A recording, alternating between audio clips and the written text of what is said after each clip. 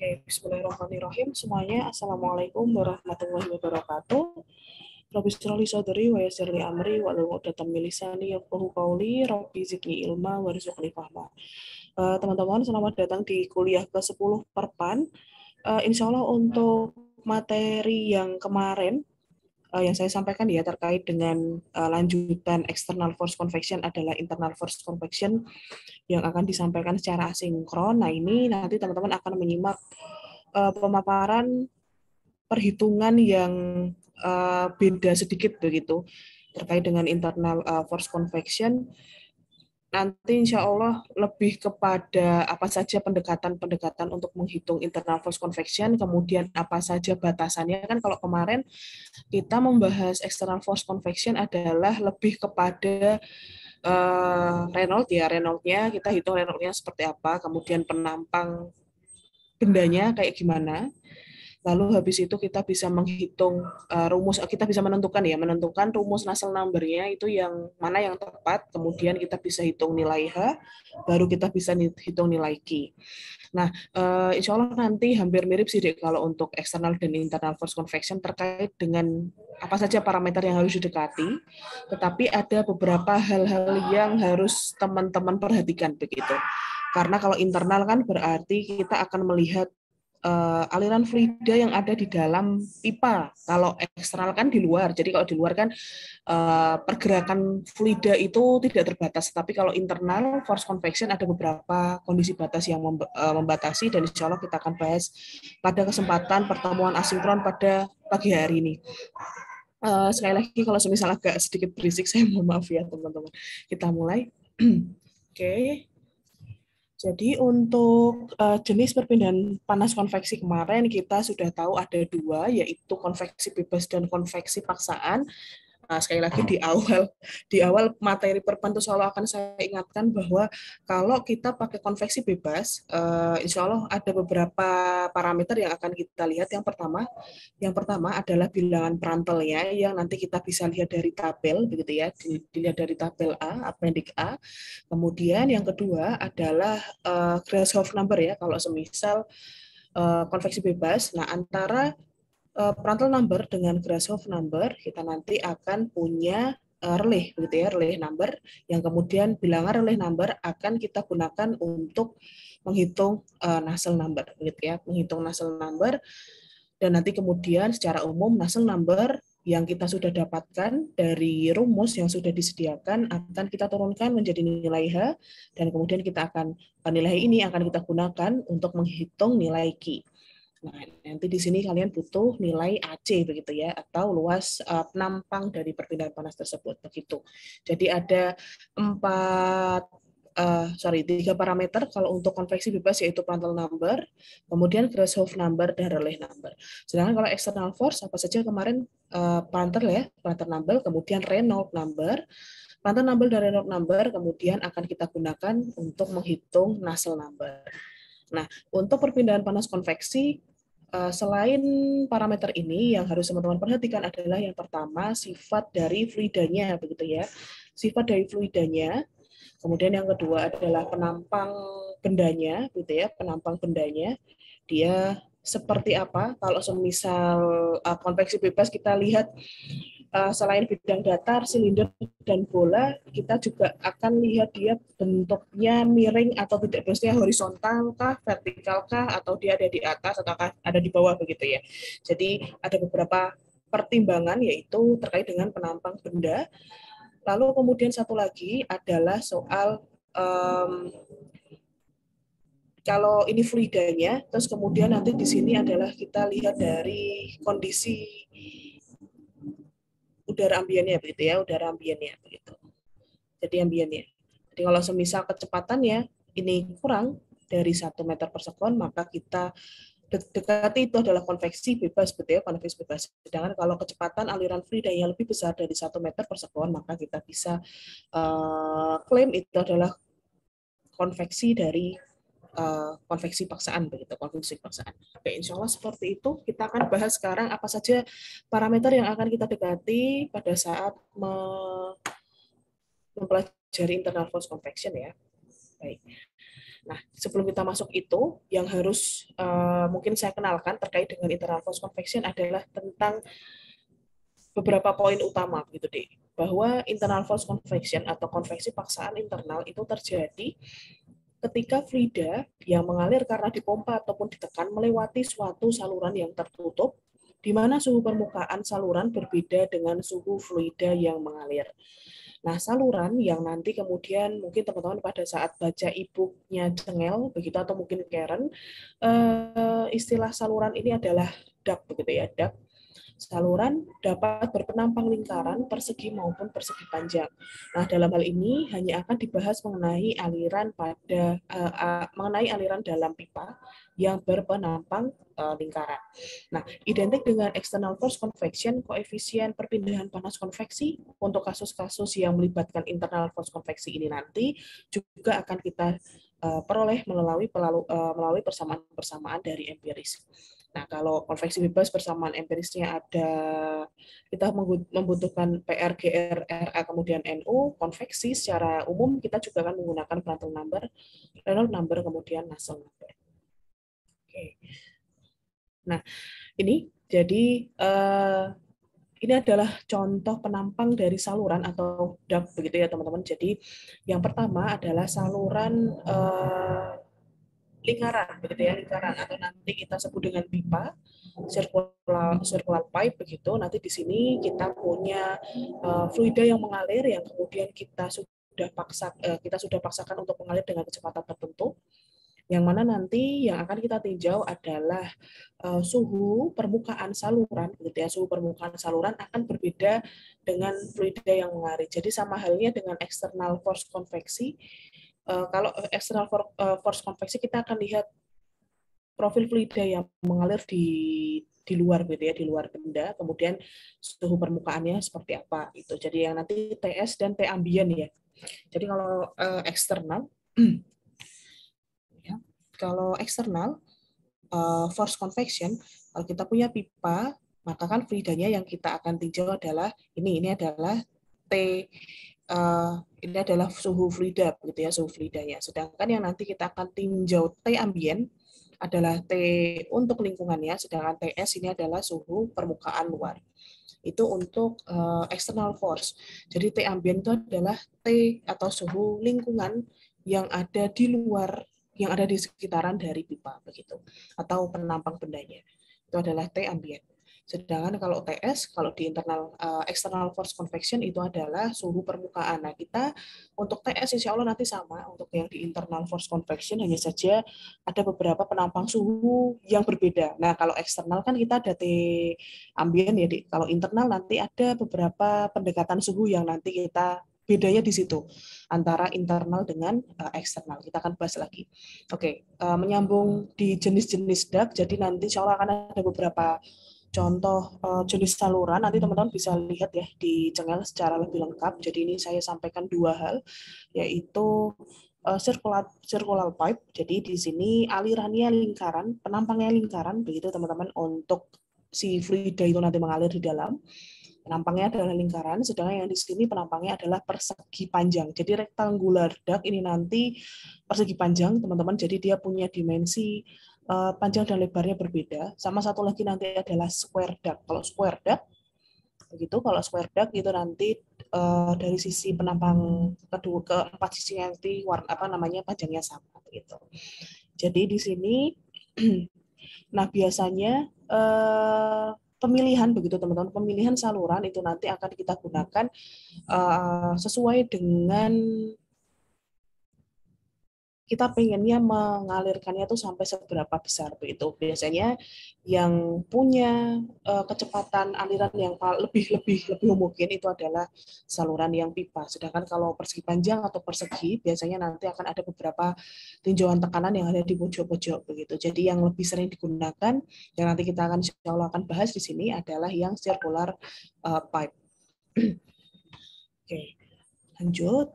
Nah di sini kalau kita tadi lihat dari penampang yang saya gambarkan walaupun sederhana ini ya, T ambien itu adalah T yang nanti kita akan tinjau suhu yang ada di sekitaran benda akibat dia mengalir begitu ya, mengalir. di luar permukaan begitu. Nah, di sini kebanyakan untuk yang kita tinjau sebagai T ambient itu biasanya sama di antara satu titik dengan titik yang lain ya. Tetapi kalau di internal force itu dia berbeda karena suhu fluida begitu ya, suhu fluida yang mengalir dari mungkin arah dari kiri begitu ya. Jadi kalau kita punya pipa baru begitu, fluidanya masuk ya. Nah, T fluida yang ada di titik 1 dan titik yang ada di 2 itu nanti dia berbeda, teman-teman. Karena apa? Pertama dari bendanya punya konduktivitas tertentu begitu. Bendanya punya konduktivitas tertentu yang memiliki kemampuan untuk bisa menyerap ataupun melepaskan panas yang dari fluida yang mengalir di sini. Sehingga nanti proses perpindahan panas ini nanti karena biasanya memang aplikasi internal force convection itu adalah untuk heat exchanger begitu ya, untuk heat exchanger yang mana jika semisal HE-nya itu adalah double pipe, kita punya inner pipe dan punya annulus begitu ya, kita punya annulus, maka si fluida yang ada di dalam, fluida panas yang ada di dalam ini nanti akan mengeluarkan panasnya keluar begitu ya, panasnya keluar, sedangkan fluida dingin yang masuk begitu ya, fluida yang dingin yang masuk dia nanti akan menyerap panas. Nah, sehingga karena ada perpindahan panas yang terjadi begitu ya, baik di dalam yang terjadi dari dalam pipa, maka itu yang menyebabkan antara suhu titik di dalam permukaan pipa itu nanti akan berbeda-beda.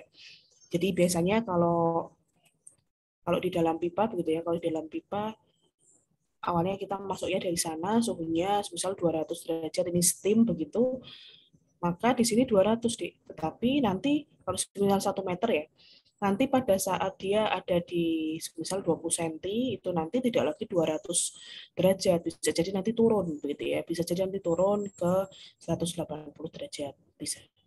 Mungkin panjangnya misal sudah bergerak itu nanti steamnya mengalir di misal panjangnya 50 cm, dia nanti mungkin turun lagi jadi 170 derajat Celcius itu juga bisa. Intinya karena apa? Karena terjadi proses perpindahan panas yang terjadi dari dalam keluar gitu ya, dari dalam ke luar. Nah, itulah oleh sebab itu maka pada saat di internal force convection T antara dari titik inlet sampai T outlet itu nanti kita akan tinjau dengan yang namanya min temperatur gitu ya, min temperatur atau rata suhu yang ada di dalam pipa. Begitu. Jadi kita akan hitung min temperatur. Nah, karena kemudian internal force convection juga akan dipengaruhi oleh kecepatan aliran fluida yang masuk ke sana, maka juga kita tinjau sebagai mean velocity. Jadi ini adalah dua parameter yang membedakan ya, yang membedakan antara internal force convection dengan external force convection. Jadi kalau external force convection kita sepertinya tidak menghitung mean velocity dan mean temperatur secara lebih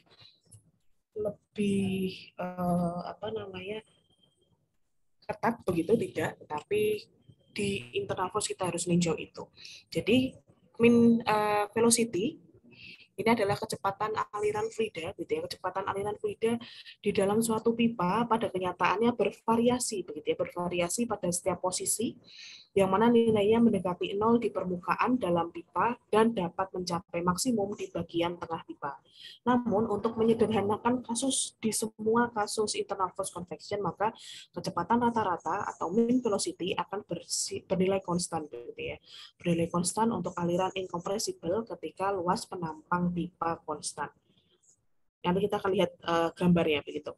Lalu kemudian pada proses pendinginan maupun pemanasan fluida yang mengalir di dalam pipa, kecepatan aliran pipa, gitu ya, kecepatan aliran fluida rata-rata mungkin akan berubah karena perubahan densitas terhadap perubahan suhu. Jadi karena memang teman-teman sudah sering latihan ya di sebelumnya bahwa fluida kita akan ninjau T yang mana nanti T itu nanti akan menyajikan nilai apa saja, mu iya, Cp iya, kemudian rho iya, dengan nambahnya suhu kan juga angkanya beda begitu deh. Nah, di internal force convection karena adanya proses perpindahan panas itu tadi suhu yang berubah, maka sifat properties fluida itu juga akan berubah begitu. Jadi CT-nya akan ganti, kemudian K-nya ganti, mu-nya ganti, perantalnya ganti, apalagi hanya K-nya ganti kan ya, kalau semisal suhunya berbeda begitu. Jadi karena terjadi proses perpindahan panas A yang ada di dalam internal, maka otomatis juga akan mempengaruhi perubahan sifat fisik fluida itu karena perubahan suhu tersebut. Nah, namun dalam perhitungan sifat fluida nanti kemudian akan sama begitu ya, akan sama kita tinjau seperti halnya external force dan konveksi bebas, kita akan meninjau sifat fisik dari fluida tersebut dengan suhu rata-rata. Kalau kemarin kita di konveksi bebas dan external force kita pakainya TF ya istilahnya, teman-teman. Nah, kalau di internal force kita pakainya TB atau temperatur bulk ya, atau bulk temperatur. Yang mana nanti di sini karena kemudian kita anggap bahwa rata-rata gitu ya, rata-rata fluida, kecepatan fluida dan kemudian rata-rata suhu fluida yang mengalir di dalam pipa itu nanti sama, maka kita sebut bukan bulk temperatur tetapi ditambahi min, bulk min fluid temperatur. Jadi TP itu adalah suhu rata fluida secara bulk begitu ya.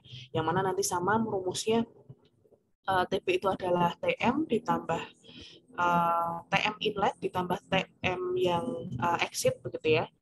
Kemudian kita bagi dua. Jadi sama halnya rumusnya untuk menghitung TF di external force dan natural convection. Oke, nah, jadi ini yang saya sampaikan tadi deh, bahwa karena aliran fluida semakin cepat begitu ya teman-teman, semakin cepat dan dia punya batasan dinding, maka kalau kita lihat penampang kecepatannya itu tidak mungkin lurus begitu ya, tidak mungkin dia lurus saja. Aktualnya itu dia akan memiliki kinetika fluida yang hiperbolik begitu, yang mana yang minimal gitu ya, minimal terjadi pada dinding saluran, sedangkan yang paling maksimal itu terjadi di tengah begitu ya, di tengah pipa. Jadi secara aktual itu adalah seperti ini Vmax. Nah, kalau kita menggunakan pendekatan Vmax gitu ya, mendekat Vmax, maka akan cukup sulit untuk menghitung perpindahan panas tersebut. Sehingga untuk mengidealisasi perhitungan perpan di internal force, kita nanti akan gunakan kecepatan aliran fluida rata-rata atau VM begitu ya. Ini adalah velocity mean. Sama halnya juga di suhu, Dek. Jadi kalau di suhu kebalikan begitu, Dek. Karena kecepatan fluidanya di sini di Vmax. Kecepatan fluidanya di paling tinggi itu adalah di paling ujung begitu ya, di ujung aliran. Nah, kalau di suhu gitu ya, di suhu maka justru semakin tinggi itu nanti dia semakin jadi berkebalikan begitu. Jadi kalau semakin Tmin begitu ya, semakin tinggi suhu itu malah justru ada di titik TS begitu ya, yang ada di dinding saluran tersebut, di suhu permukaan benda tersebut. Itu adalah suhu maksimalnya. Sedangkan yang ada di tengah-tengah gitu ya, yang ada di tengah saluran itu nanti menjadi T minimum. Sama halnya dengan V max dan T min, maka untuk mengidealisasi suhu kita juga akan menggunakan suhu min atau suhu rata-rata aliran fluida yang ada di dalam duct tadi, di dalam saluran. Maka kita akan istilahkan TM. Jadi ada VM dan ada TM. Oke. Oke, itu terkait dengan mean velocity dan mean temperatur. Lalu satu lagi tentang perhitungan sekarang ya. Kalau kemarin kita menghitungnya kan kalau di external force dan kemudian natural convection, nilai C, nilai kan NU dan kawan-kawan kan teman-teman akan menghitung, akan mengetahuinya dengan karakteristik gitu ya, LC begitu. Tetapi kalau di internal force nanti kita akan sebut dengan hidrolik begitu ya, hidrolik. Nah, sebelum itu kita akan masuk ke pembahasannya dulu, bahwa aliran di dalam pipa dapat dikatakan laminar, transisi, ataupun turbulen berdasarkan bilangan Reynolds-nya. Turbulensi selain ditentukan oleh bilangan Reynolds, ditentukan juga oleh surface roughness atau kekasaran permukaan pipa, kemudian ada vibrasi apa enggak di dalam pipa, kemudian ada fluktuasi tidak di dalam aliran pipa itu sendiri. Jadi turbulensi dari suatu pipa itu nggak cuma dilihat dari sifat alirannya begitu ya teman-teman. Jadi kalau misalnya kita punya pipa nih, ternyata kita tahu Reynolds-nya besar gitu ya, Reynolds-nya sangat besar. Kemudian di sini roughness-nya, jadi permukaannya itu kira-kira bergelombang tidak. Semakin bergelombang permukaan yang ada di dalam pipa, maka akan juga semakin mempertingkatkan si turbulensi dari aliran pipa tersebut.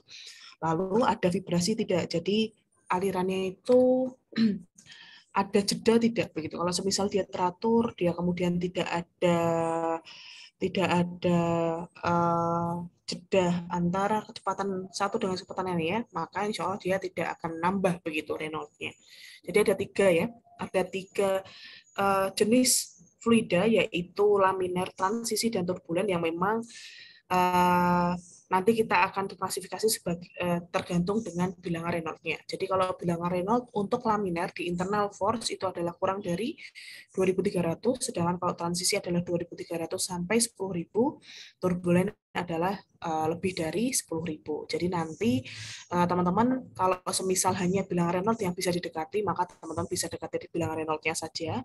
Tapi kalau semisal nanti ada beberapa kasus di internal force yang kemudian kita tahu sifat surface roughness-nya seperti apa, kemudian vibrasinya seperti apa, vibrasi fluidanya seperti apa, kemudian fluktuasi fluidanya seperti apa, nanti teman-teman juga bisa dekati sifat-sifat kualitatif ini untuk menentukan tingkat turbulensi dari suatu fluida, begitu ya.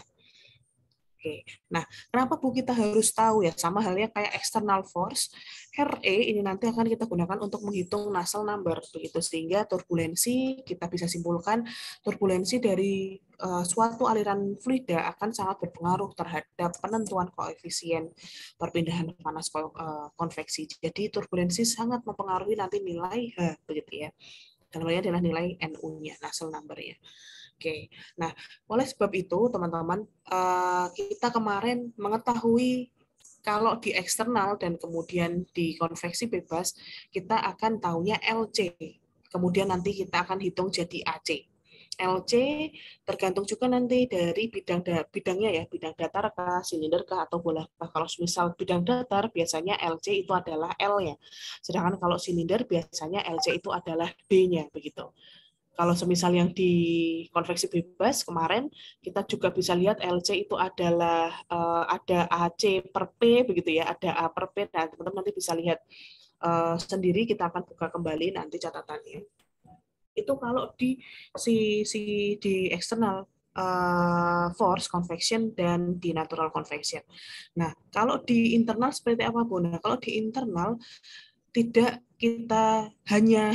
tidak hanya melihat LC begitu ya, tidak hanya melihat karakteristik, tapi nanti LC ini akan kita dekati dengan yang namanya H begitu ya, H kecil. Jadi ini adalah DH atau diameter hidrolik begitu ya, diameter hidrolik.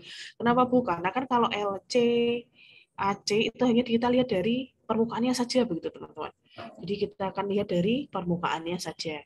Nah, kalau di internal, karena kita nanti akan lihat penampang ini secara keseluruhan begitu ya, penampang pipa ini secara keseluruhan, sehingga kita tidak bisa menghitung dengan karakteristiknya saja, tetapi kita juga akan dihitung dengan hidroliknya, gitu ya, sifat hidroliknya.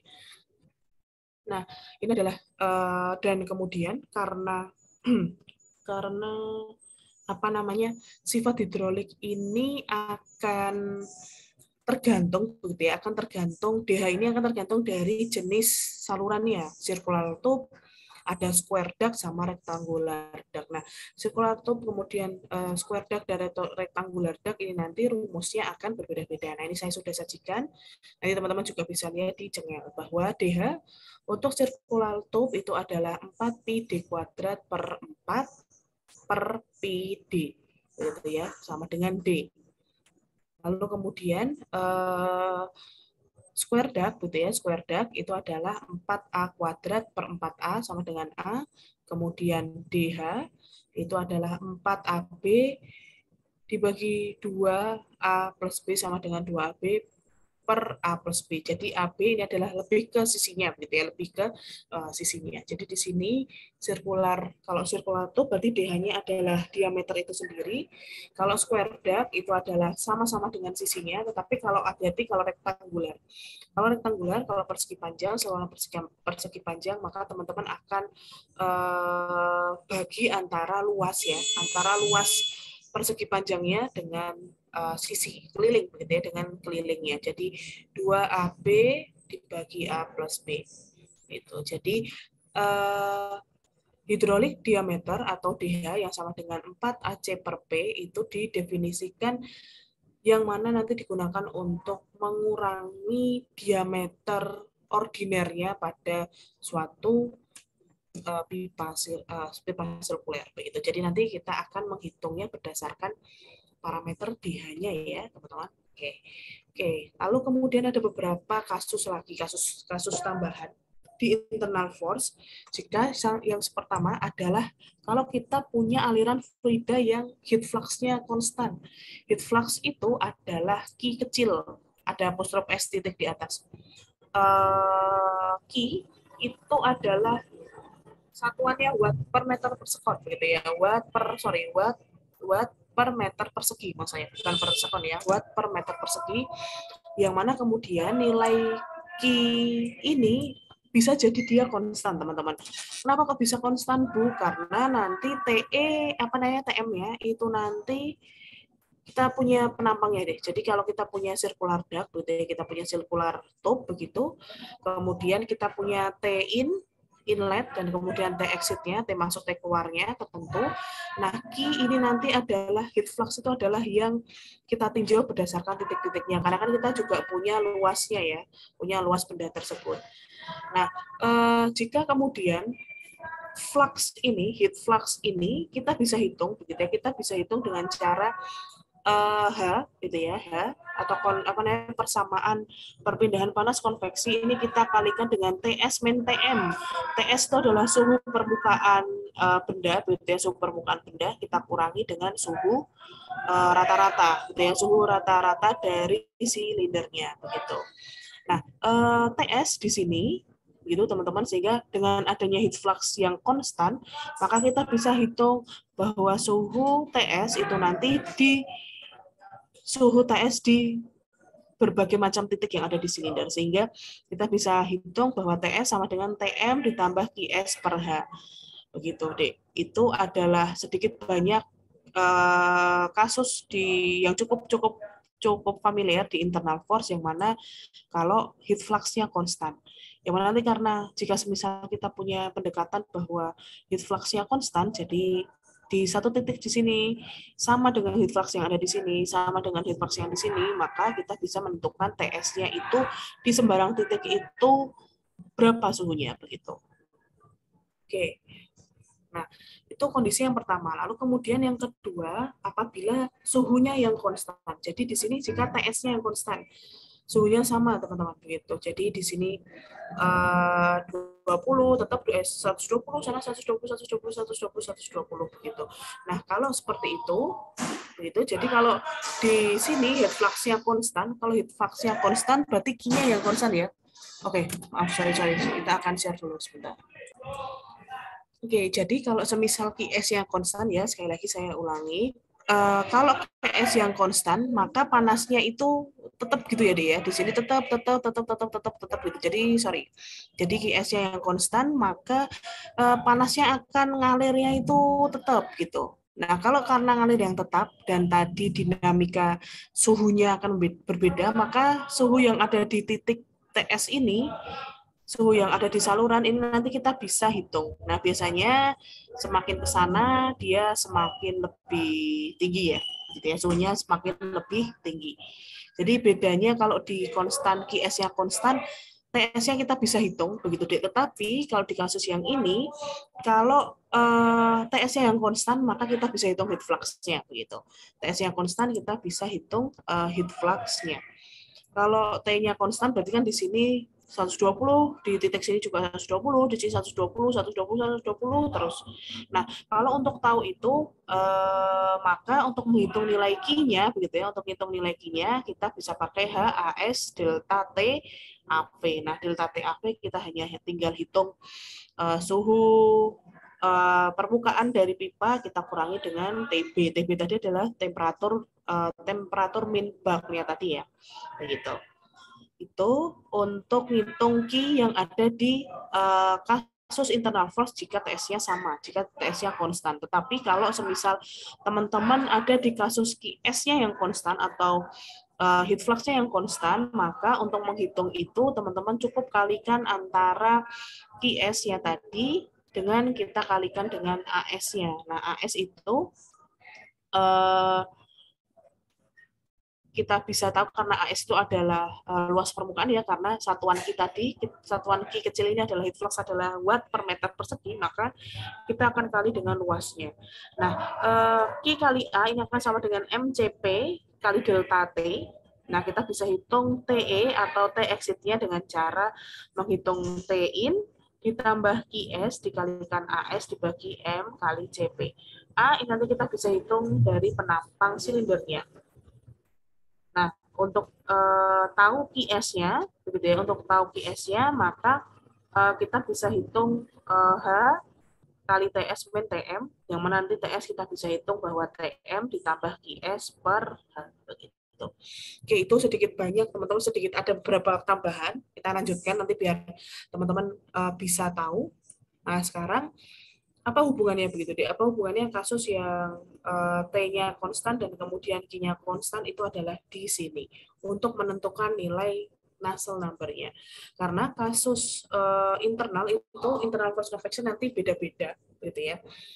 Ini untuk Nusselt number di circular pipe karena kita memang meninjaunya adalah di penampang silinder saja. Jadi di laminar flow di circular pipe, kalau semisal dia ada di constant heat flux, maka Nusselt number-nya adalah 4,36. Lalu kemudian jika dia laminer, kemudian kasusnya kondisinya adalah konstan dari temperatur tadi ya, konstan dari TS-nya konstan, maka Nusselt number-nya adalah 3,66. Nah, ini bisa langsung teman-teman pasang kalau semisal dia di laminer dan kondisinya tadi konstan heat flux dan konstan temperatur, surface temperaturnya tadi. Tetapi kayaknya agak jarang begitu. Jadi kalau secara general begitu ya, secara general kita bisa gunakan persamaan ini saja begitu ya, persamaan ini saja yang mana TS-nya beda, kemudian si heat flux-nya juga beda begitu, dan kemudian jenis alirannya juga beda begitu. Jadi bukan laminer begitu ya, tidak dibatasi laminer, tapi di sini bisa turbulen, bisa transisi. Teman-teman bisa gunakan Nusselt number untuk semua umum persamaan internal force convection adalah ini begitu ya. NU sama dengan 1,86 kali RE kali PR kali D per L pangkat sepertiga dikali mu B per mu S. Ini adalah mu yang kita tinjau di suhu bak, dan kemudian di sini adalah mu yang kita tinjau pada suhu permukaannya, dan dipangkatkan 0,14. Oke. Nah, pada ini begitu ya, ada beberapa pendekatan. Nah, ini kan dari Sider dan Tate gitu ya, Dek ya. Dari Sider dan Tate di tahun 1936. Nah, kemudian ada beberapa persamaan ada beberapa persamaan yang bisa digunakan, yang teman-teman bisa gunakan untuk menentukan koefisien perpindahan panas konveksi untuk aliran turbulen. Nah, ini untuk laminer, begitu ya. Ini untuk laminer, yang ini adalah untuk turbulen. Jadi kalau turbulen, teman-teman bisa hitung dengan pakai Kilton, begitu ya. Bisa pakai Kilton Colbert analogi, dengan yang mana persamaannya adalah Nusselt number itu sebesar 0,023 RE pangkat 0,8 kali PR pangkat sepertiga. Nah, ini dia punya batasan begitu teman-teman di nilai PR-nya gitu ya, di PR-nya. Yang mana PR-nya itu adalah harus di antara 0,7 sampai 160, maka teman-teman bisa gunakan persamaan nasal number yang ini. Tetapi kalau semisal di ditus ya, di ditus 0,1/3 ini dikoreksi begitu ya, dikoreksi untuk kasus pemanasan ataupun pendinginan. Jadi yang di N ini bisa 0,4 untuk pemanasan dan 0,3 untuk pendinginan. Kasusnya nanti sama, kita intinya menggunakan Reynolds ya, menggunakan Reynolds number gitu. Oke, itu deh. Lalu kemudian untuk menghitung nasal number gitu ya, untuk aliran melalui suatu anulus bilangan nasal number itu dapat didekati berdasarkan diameter dalam dan diameter luar pipa. Jadi NU ini kita bisa lihat dari perbandingan antara diameter dalam dan diameter luarnya ya, teman-teman. Jadi apa ya, untuk nasal number internal dan nasal number outside, inside dan outside ini sama HD/K, hanya saja kita kasih inisial I di sini dan inisial O di sini. Nah, kalau semisal kita tahu perbandingannya, begitu ya, kita bisa tahu perbandingan antara diameter dalam dan diameter luarnya, ini 0, 0,5, 0,1, 0,25 dan seterusnya, maka nasal number internal dan nasal number outside, inside dan outside-nya kita bisa tentukan angkanya, gitu. Kita bisa langsung tentukan angkanya, dan teman-teman juga bisa dekati nilai DH tadi, diameter hidroliknya kita tinggal selisihkan begitu antara diameter outside dikurangi diameter inside begitu. Jadi ini adalah secara penampang untuk khususnya untuk DI, yang disebut DI itu apa, yang disebut DO itu apa. Karena kan kalau DI itu adalah yang ada di dalam ya, diameter pipa dalam. Kemudian yang DO itu adalah diameter pipa luar gitu. Oke, terakhir kita masih ada, ini nanti teman-teman bisa lihat lebih lengkap ya di tabel 81 berkaitan dengan jenis-jenis nasal number dan kemudian apa saja yang kita bisa lihat, karena tadi perbandingan diameter ini nanti juga akan mempengaruhi besarnya nasal number. Jadi contohnya yang di sini di rectangle gitu ya, di rectangle duct A per B itu kita bisa bandingkan. Jika A per B itu sama, maka nasal number-nya adalah 2,98 TS-nya. Untuk TS yang konstan ya 2,98, sedangkan nanti kalau untuk QS yang konstan maka dia 3,61. Kemudian kalau semisal perbandingannya A banding B adalah 2:1, maka TS-nya adalah 3,39. Kalau semisal TS-nya konstan maka 3,39. Kalau QS-nya, bit flux-nya konstan, maka dia 4,12. Begitu teman-teman untuk perbandingan nilai nasal number untuk berbagai macam kondisi saluran ya, kondisi saluran yang ada di pipa begitu ya, ada di pipa berdasarkan jenis ductnya. Ini untuk persegi panjang, ini untuk eclipse, dan ini untuk segitiga gitu. Oke. Itu untuk beberapa tambahan parameter ya, tambahan persamaan yang membedakan antara eksternal dengan internal force. Sekarang kita ke contoh. Nah, jadi saya akan memberikan contoh ini sama persis kayak yang di Cengel, tapi saya akan mencoba menjelaskan biar nanti teman-teman ada bayangan ya. Oke, jadi di sini kita punya pipa, gitu ya. Kita punya pipa yang mana kita tahu sekali lagi ini ceritanya air pendingin, gitu ya. Ini adalah air pendingin. Oke, dia adalah air pendingin begitu, air pendingin yang berfungsi air dingin begitu ya, air dingin yang berfungsi untuk dimasukkan ke pipa agar dia panas gitu. Jadi masuk suhunya 15, kemudian di sini TS-nya keluarnya adalah 65 derajat Celcius. Kita tahu diameternya adalah 3 cm, kemudian panjangnya diameternya 3 cm, kemudian panjangnya adalah 5 meter. Nah, tube is equipped with an electric resistance heater that provides uniform heating throughout the surface of the tube.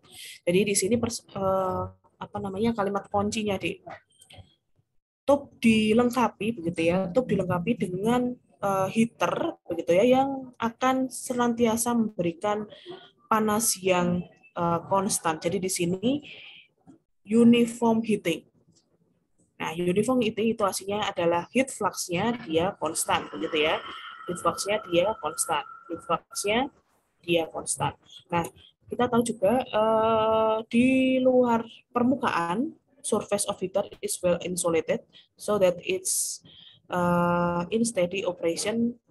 All the heat generated in the heater is transferred to the water in the tube. Jadi kita akan meninjau hanya internal force convection-nya saja. Nah, kita tahu bahwa sistem ini menyediakan air dengan laju kecepatan, kecepatannya adalah 10 liter per menit, maka teman-teman diminta untuk menghitung power, gitu ya. Hitung power dari heater yang ada, jadi berapa kinya, gitu ya, berapa kinya, dan teman-teman diminta untuk menghitung berapa toh sebetulnya inner surface temperature of the pipe at the exit. Jadi di sini TS-nya berapa pada saat di sini. Jadi di sini TS-nya pas exit itu dia nanti berapa kita bisa hitung. Nah, di sini kita sudah tahu beberapa. Jadi nanti di kasus itu ada beberapa yang nanti konstannya QS, ada yang PS ya, teman-teman nanti ada lihat dari persamaan yang ada di sini. Oke. Sebelum itu kita harus hitung TB-nya dulu, begitu ya. Kita harus hitung TB-nya sekali lagi sama kayak di eksternal dan internal. Yang harus teman-teman tahu adalah hitung TB. TB ini adalah dilihat dari suhu masuk, suhu keluar, kita rata. Masuk 16, masuk 15, keluar 65, kita bagi 2, berarti rata-ratanya ada 40. Karena fluidanya adalah air, teman-teman, maka teman-teman pakai tabel A9. Suhu 40, masukkan data yang didapatkan dari tabel 9, yaitu mu, K, V, CP, dan bilangan perantalnya. Gitu ya, 5-5-nya digunakan. Kemudian setelah hitung TB atau hitung TB dan kemudian masukkan beberapa properti sifat fisik dari fluidanya, teman-teman akan lalu lakukan hitung cross section area yang ada di dalam fluida, yang ada di dalam pipa. Apa saja A yang harus teman-teman hitung? A yang harus teman-teman hitung ini adalah AC yang kita tinjau begitu ya, akan kita tinjau di lingkaran dan silindernya. Jadi di sini untuk lingkarannya, ini adalah untuk luas dalam pipa, begitu ya, dalam pipa. Maka kita akan tinjau berdasarkan saluran pipanya ya, saluran pipanya. Maka jelas dia lingkaran, begitu. Itu adalah nanti AC atau luas karakteristiknya.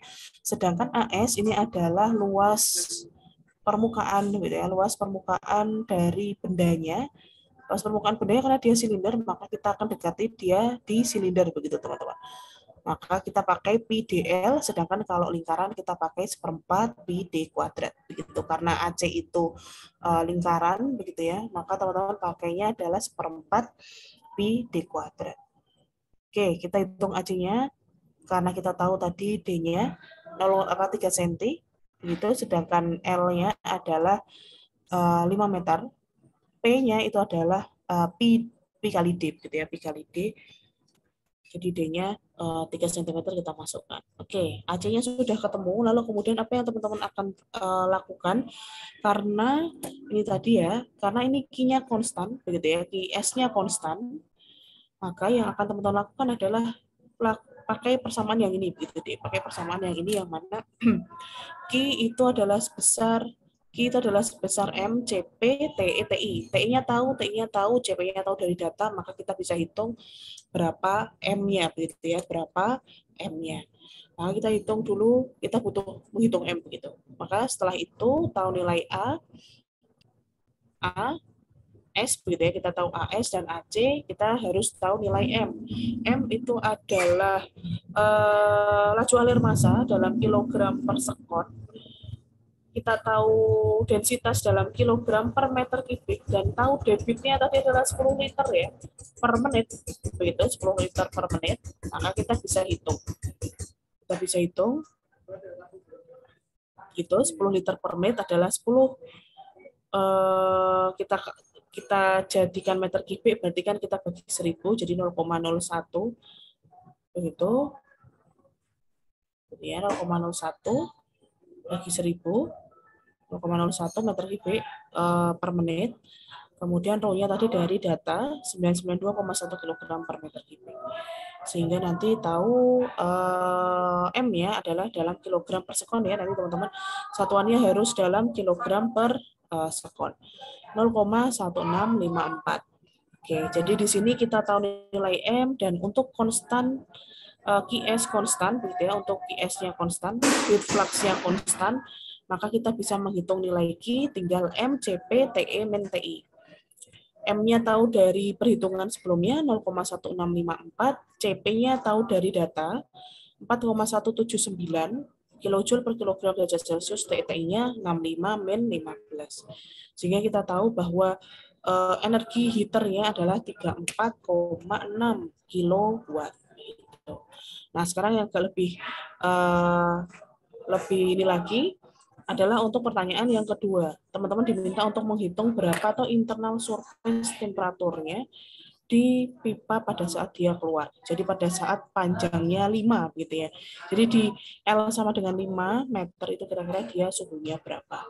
Nah, dari sini kita pakai rumus yang tadi karena QS konstan ya teman-teman, maka kita bisa hitung ini tadi QS sama dengan TM ditambah QS per H. QS-nya kita tahu, hanya nanti kita tahu dapat dari Newton number ya. Kemudian TM-nya kita bisa tentukan gitu ya, kita bisa tentukan dari rata-rata nanti yang akan kita lihat. Oke, kita cek selanjutnya. Oke, kita tahu bahwa nilai TS begitu ya, nanti dari persamaan tadi yang ada di slide sebelumnya bahwa heat flux itu setara dengan H, koefisien perpindahan panas konveksi kita kalikan dengan selisih antara suhu permukaan pipa dikurangi dengan suhu rata-rata fluida yang mengalir begitu ya. Jadi TS min TM. Nah, kalau untuk tahu TS, yang mana memang ini diminta untuk tahu TS, maka teman-teman bisa menghitung dengan cara menjumlahkan antara suhu rata-rata tadi dengan QS per H. Nah, H ini adalah koefisien kecepatan koefisien perpindahan panas secara konveksi, QS tadi adalah heat flux, TM tadi suhu rata-rata ya, suhu rata-rata aliran fluida yang masuk di dalam pipa, dan TS ini adalah suhu permukaan pipa. Sehingga dari sini untuk tahu nilai Q, kita bisa hitung dulu begitu ya, kita bisa hitung dulu berapa toh QS-nya. Karena yang tadi kan kita tahu cuma QS-nya konstan, tapi Q-nya berapa kan kita QS heat flux-nya berapa kan kita nggak tahu begitu deh. Jadi kita bisa hitung karena kita hitung tadi Q dari untuk menghitung tadi power heater-nya Q yang dari soal sebelumnya adalah 34,6. Kemudian adalah kita hitung AS karena ini kita ninjaunya adalah pipanya gitu ya. Kita akan tinjau dari pipanya gitu ya. Kita tinjau, ini adalah yang kita tinjau adalah pipanya, sehingga A-nya adalah luas pipa gitu ya. Yang kita lihat adalah luas pipa. Kalau AC itu adalah luas salurannya gitu ya. Luas salurannya. Atau ini tinjauannya adalah fluidanya gitu ya. Fluida yang mengalir di dalamnya. Begitu. Jadi nanti ada, kita akan gunakan AC juga. Tapi untuk menghitung heat flux itu nanti yang akan kita tinjau adalah luas pipanya ya, yang nempel, yang nanti panasnya kan nempelnya di pipanya begitu deh, bukan di aliran fluidanya begitu. Jadi pakainya yang AS. Oke, seperti itu. Kita tahu tadi 34,6 kW, terus AS-nya juga kita hitung sebelumnya yaitu 0,471 meter persegi, sehingga kita tahu heat flux-nya sebesar ini. Oke, Q-nya sudah dapat, maka selanjutnya kita bisa hitung nilai Reynolds untuk tahu ini nanti kita dapatkan harus tahu dari Nusselt number ya. Nusselt number, maka sebelum tahu Nusselt number-nya kita harus hitung parameter yang untuk tahu NU, maka kita harus tahu nilai Reynolds-nya dulu. Nah, Reynolds-nya jadi di sini oke. QS-nya sudah dapat dari Q per A, sekarang hanya kita lihat dari NU-nya. Nah, NU untuk tahu NU, teman-teman butuh menghitung Reynolds-nya dulu. Jadi di sini jadilah Reynolds-nya. Nah, yang membedakan adalah VM, Vmax-nya gitu ya, Vmax-nya. Maka Vmax di sini kita harus hitung dengan AC. Nah, ini yang jadi kegunaan AC kenapa kita harus hitung begitu deh.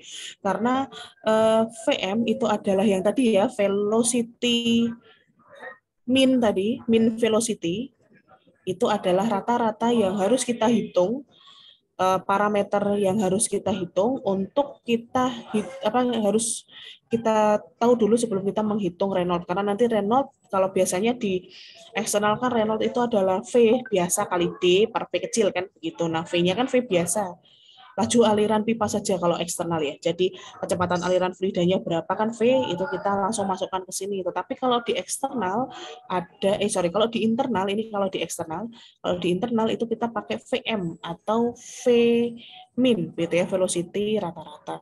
Nah, untuk tahu menghitung bagaimana caranya menghitung untuk velocity rata-rata, kita tadi tahu debit ya, Dek. Tahu debit atau kecepatan alirannya tadi adalah 1 liter per menit. 1 liter per menit, VM itu secara satuan itu adalah panjang dibagi waktu begitu ya, meter per sekon, sehingga kita tahu debit maka kita bisa bagi dengan suatu luasan. Nah, luasan kalau ini kan berdasarkan kecepatan, maka kecepatan fluida, maka di sini yang akan kita lihat adalah sifat fluida yang mengalir. Maka A-nya adalah AC, bukan AS gitu ya. Jadi kalau AS itu bendanya, ini ke bendanya begitu. Sedangkan kalau di AC itu adalah fluidanya begitu ya. Benda padatnya yang buat dialirkan, kalau fluidanya adalah yang mengalir, sehingga VM ini meninjau untuk fluida yang mengalir itu. Jadi V dibagi AC. Oke, jadi dari sini kita tinggal debit dibagi dengan luasannya, sehingga VM-nya ketemu 0,236 meter per sekon. VM-nya tahu, D-nya tadi tahu, laju kecepatan kinematika fluidanya juga sudah tahu dari data. Ini dari data ya, dari tabel. D-nya tahu dari soal. VM-nya kita hitung tadi, maka kita bisa tahu Reynolds-nya. Oh, ternyata Reynolds-nya adalah 10.760. Maka dia turbulen ya. Dia turbulen nih di sini. Di sini turbulen. Maka untuk tahu NU-nya, kita gunakan rumus yang mana? Bukan yang ini ya, karena ini berdasarkan untuk yang laminer. Ini untuk yang laminer. Sedangkan kalau untuk yang turbulen, kita pakainya yang ini, teman-teman. Gitu. Nah, karena proses tadi itu adalah pemanasan, maka kita bisa gunakan rumus yang ini, yang 0,4. 0,023 kali RE pangkat 0,8 kalikan PR pangkat 0,4 begitu. Oke. Lanjutkan. Oke, di sini. Di sini ada 0,4. Di sini sebentar. Sebentar ya.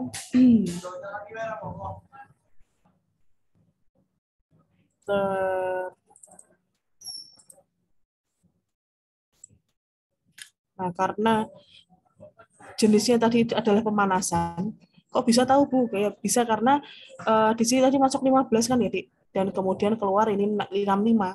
Jadi jika T exit lebih besar dari T inlet, maka dia jelas pemanasan. Gitu. Sedangkan kalau kebalikannya, jika nanti T exit-nya lebih kecil daripada inletnya, maka dia nanti pendinginan. Nah, kalau pemanasan, maka kita pakai 0,4. Pakai rumusnya yang biasa, 0,023 kali RE, pangkat 0,8 kali Prandtl pangkat 0,4. Sehingga nanti kita bisa tahu nilai Nusselt number-nya. Begitu. Nilai Nusselt number-nya adalah 69,5. Nilai Nusselt number-nya tahu, maka teman-teman bisa hitung nilai H. 3 kali K per D kali NU. K-nya dari data 0,63 watt per meter derajat Celcius dibagi D itu adalah 3 cm dari data ya yang diketahui dari soal, sedangkan Nusselt number yang kita hitung sebelumnya. Sehingga kita tahu hanya adalah 1462 dari sini. Baik, sehingga kita sudah punya parameternya ya, hanya sudah punya. TS-nya yang akan kita tahu, sekarang kita tinggal hitung TM-nya. Nah, TM ini adalah suhu yang kita hitung, karena di sini adalah exit ya, exit, maka TM-nya adalah 65. Begitu, TM-nya adalah 65 derajat Celcius. QS-nya dapat dari data tadi, hanya kita hitung dari sebelumnya, maka TS-nya kita tahu di sini adalah 115 derajat Celcius. Jadi TS ini nanti akan tergantung dengan TM ya, kalau misal QS-nya konstan, begitu teman-teman. Nah, TM kita bisa dekati dari titik yang diinginkan, karena di sini exit, dari titik exit, maka TM-nya kita bisa dekati dengan 65. Gitu. Jadi kalau semisal seperti itu cara menghitung untuk kasus jika QS-nya konstan begitu. Oke, ada catatan lagi dari Cengel untuk yang kemudian mendukung pada saat teman-teman mempelajari ini, bahwa catatan begitu bahwa suhu dalam begitu ya, suhu dalam permukaan dari pipa itu bisa jadi 50 derajat lebih tinggi daripada rata-rata air begitu ya, rata-rata suhu air yang keluar dari pipa. Dan perbedaan suhu yang ada di antara 50 derajat ini nanti akan seragam begitu ya, akan senantiasa konstan begitu jika kemudian aliran pipanya kita sesuaikan. Gitu. Jadi di sini kita bisa lihat begitu deh, bahwa apa Bu maksudnya, karena di sini masuk 15, fluidanya keluar 65, tapi suhu dindingnya itu adalah 115 derajat Celcius. Ini kan ada gap begitu ya. Ada gap berapa? 50 begitu, 50 derajat Celcius. Nah, suhu ini bisa kita tetapkan, maksud saya kita bisa hitung, kita bisa jaga di 50 begitu, dengan cara menjaga aliran fluidanya gitu ya, menjaga kecepatan aliran fluidanya seperti itu. Itu untuk kasus di QS-nya standar. Jadi kalau misal kita tahu heat flux-nya standar, maka teman-teman bisa gunakan persamaan yang ada di sini untuk menghitung parameter-parameter yang diminta. Jadi kalau tadi dimintanya adalah untuk menghitung power, itu Q ya, maka kita bisa pakai MCP TE TI. CP-nya dapat dari data, TE-nya dapat dari data, TS-nya dapat dari data, M-nya kita bisa hitung dengan cara debit tadi ya. Kita kalikan dengan row-nya. Sehingga kita tahu kilogram per sekonnya. Gitu. Nanti T exit itu nanti sama dengan TI sama dengan ditambah QS kali AS bagi MCP kalau misal teman-teman diminta untuk menghitung T exit-nya. Lalu kemudian jika misal diminta untuk menghitung TS atau suhu di permukaan di any location begitu, maka teman-teman bisa menghitung dengan cara TM ditambah QS per H. Kalau heat flux itu kita bisa dekati dengan QS sama dengan H, TS min TM gitu. Ya, dari ini kita bisa hitung TS-nya gitu. Itu untuk QS-nya konstan. Tapi kalau TM-nya yang konstan, gitu ya, kalau TM-nya konstan, maka Q-nya kita bisa hitung HA, TS min TF, TM average begitu ya. Nah, T average itu kita bisa hitung dengan cara TS min TB. Nah, itu insya Allah sedikit banyak. Nah, habis ini mungkin saya akan kasih latihan ya teman-teman, jika bagaimana kalau kasusnya sekarang kalau suhunya yang konstan. Gitu. Kalau suhunya konstan, seperti apa untuk menghitung powernya, teman-teman tinggal dekati HAS, TS, min TM, AV. Nah, itu nanti kita bisa lihat dari Nusselt number, ini nanti kita lihat dari Nusselt number-nya, teman-teman butuh nilai Reynolds, begitu ya, teman-teman nanti butuh tahu bagaimana kondisi dari fluidanya, begitu ya, kondisi dari fluida dan penampangnya, sedangkan A ini adalah dari luas permukaan pipanya ya, permukaan penampang, begitu, penampangnya. Sorry, ini adalah pipanya ya, pipa luarnya. Terus TS itu adalah suhu permukaannya yang tadi kita tahu. TM itu adalah suhu average-nya begitu. Nah, di sini untuk menghitung T average, begitu ya, T average itu adalah TS min TI plus TE per 2 atau TS min TB begitu. Cukup sederhana kalau untuk yang TS-nya kalau konstan ya teman-teman. Jadi coba dikerjakan. Contoh soal yang dari saya kita akan bahas insya Allah di pertemuan selanjutnya. Terima kasih atas perhatiannya.